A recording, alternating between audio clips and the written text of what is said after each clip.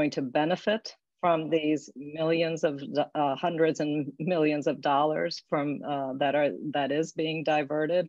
It's going to be those corporations, those entities that are promising to set up schools. Well, we already have schools. We've already established them, and they are governed by the public. They're governed by our public school board officials. They're governed by parents and teachers. We have accountability. We have assessment practices. None of that will happen with the diversion of these billions of dollars into the hands of private corporations. We've seen that happen in other states. This is the direction that this administration wants to take public education in Virginia, and we have every responsibility to fight back against that. Exactly, and they always do it on the backs of poor people, Black and brown children, and it goes on and on and on. It's as though there's no end to all of the different kinds of ways that they try to divert funds from public education. I've been in the Senate for 30 years, and it ceases to amaze me how they can always come up with some way of trying to take money from public education. If these charter schools and these lab schools are so darn good, why don't we put more money into public education and let all children have that same quality of education that they're talking about? And why it's not, go ahead, Senator Lucas. No, go ahead, Senator Locke, I'm done. And it's not, just look at the backgrounds of those individuals that were recently appointed to the Board of Education. Why are you putting individuals whose backgrounds come out of being a private school board education person, being a member of this private school organization, or being a member of this private school organization?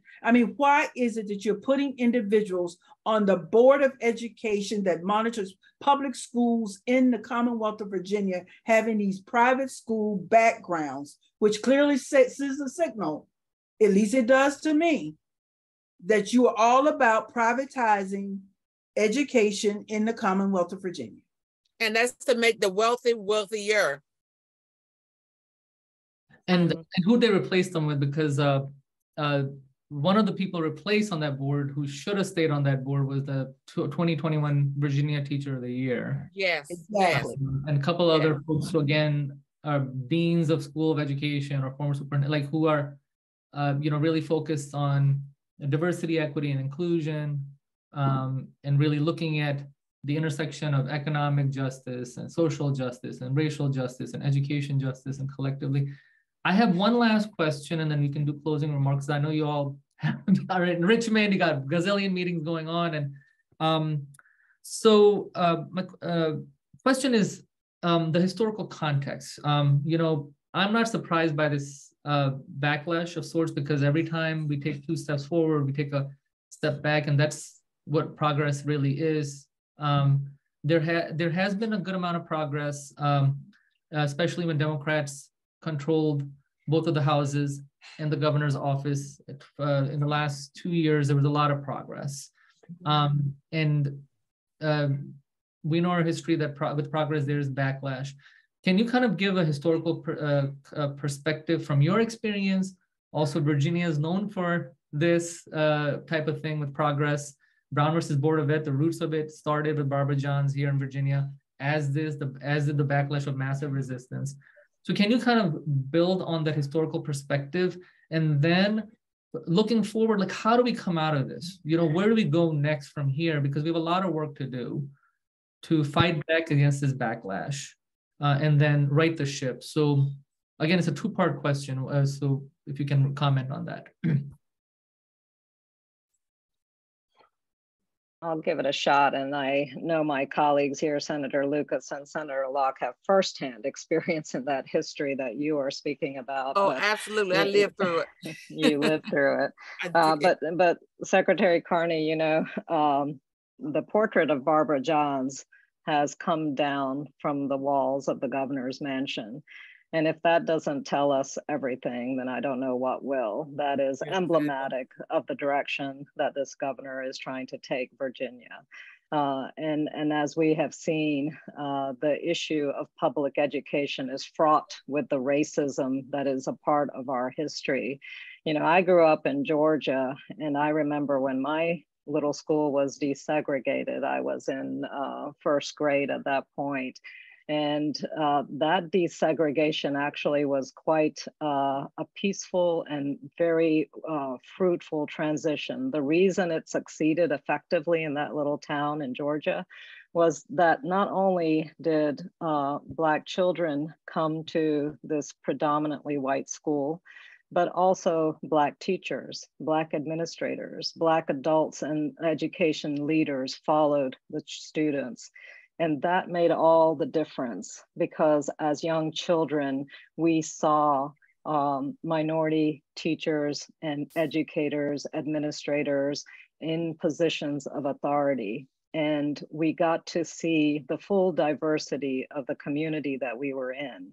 And that is something that each of our schools must strive towards. Now, tragically, even though we've desegregated ostensibly in Virginia, as well as most of the country, we know that the reality is most of our schools continue to be segregated. Mm-hmm. And that's because our communities, our neighborhoods continue to be segregated.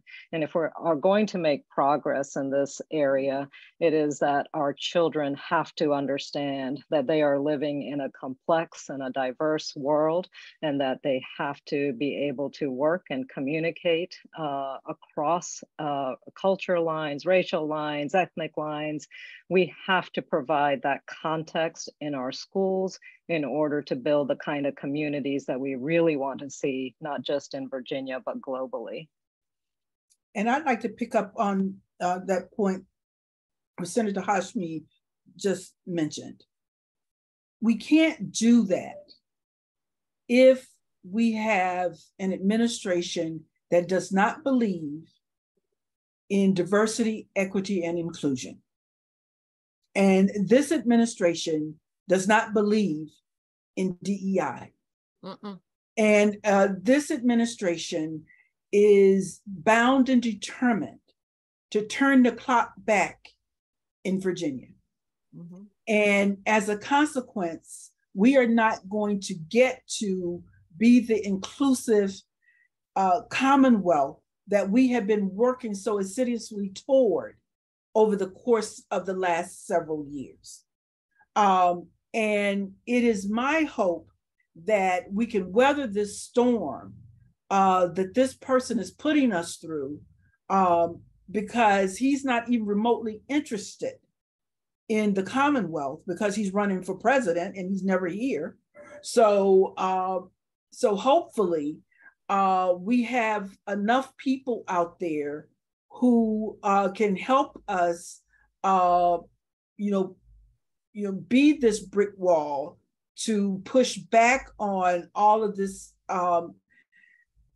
craziness that this administration is trying to do, so that we can withstand, day one, and I heard him mention day two in a meeting a few weeks ago, right.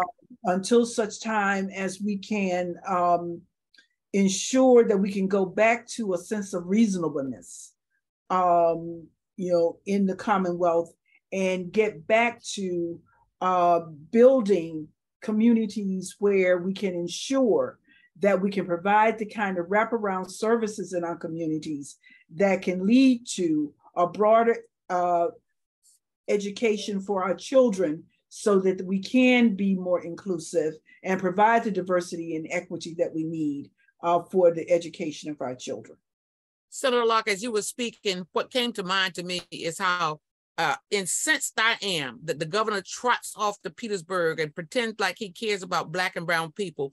And then, as Senator Hashmi said, but yet he takes down the portrait of Barbara Johns out of the mansion because he doesn't want white kids to come into the mansion and other folks who feel threatened by people of color to even see the portrait of someone who made the kind of history in Virginia that Barbara Johns did. So when he started trotting off to Petersburg and started talking about the things he was going to do for them, oh, I was so angry I could barely contain myself. And everything he does is with the, at least in my opinion, is to try to make people think that he cares, but all he's doing is providing cover for himself.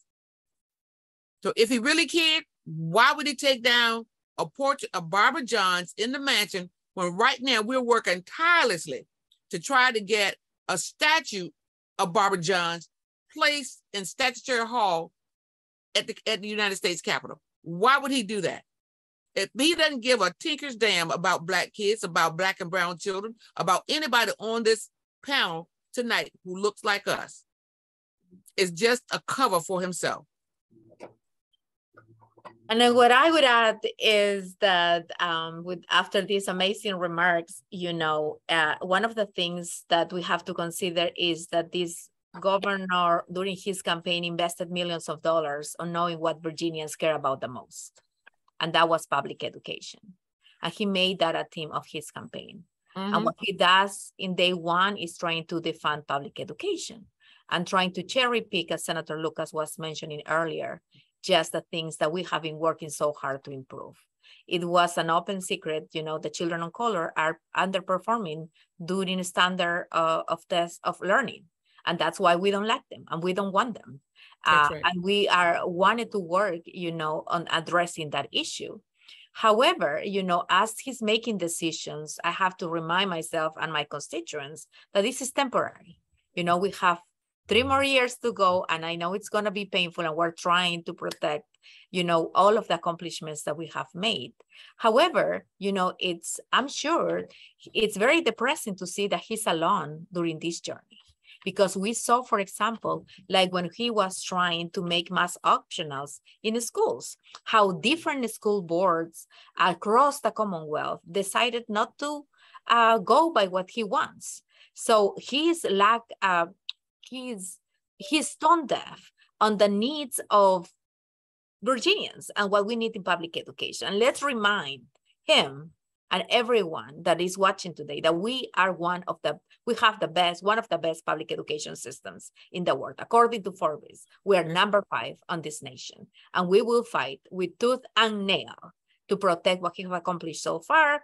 And if he wants to learn more, you know, let's invite them to raise their children in the public education system so they can see firsthand the inequalities that we have experienced ourselves as parents, as going through the school system as well. Delegate Guzman, I just want to add one thing to what you just said, and that is first of all, the governor does not have his children in public school, right? But we are not going to sit by and see the governor do this. We're going to, every day of this next 3 years, if you feel like 3 years is going to be a long time for us, it's going to feel a heck of a lot longer for him, because we're going to expose him on every turn. We're not going to let him get away with anything. And as you go on my Twitter feed, you'll see that every time he makes a misstep, I call him out on it.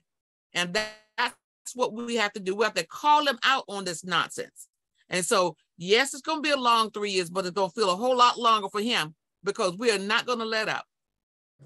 Thank you, Senator. And I think you probably have the largest Twitter following of any elected official in the General Assembly, and more than the governor, I think, too. So, but that's the thing, is if you speak truth to power, it will resonate with people. And I just want to say that I just appreciate you all so much for your years of service. You've seen the pendulum shift back and forth, right?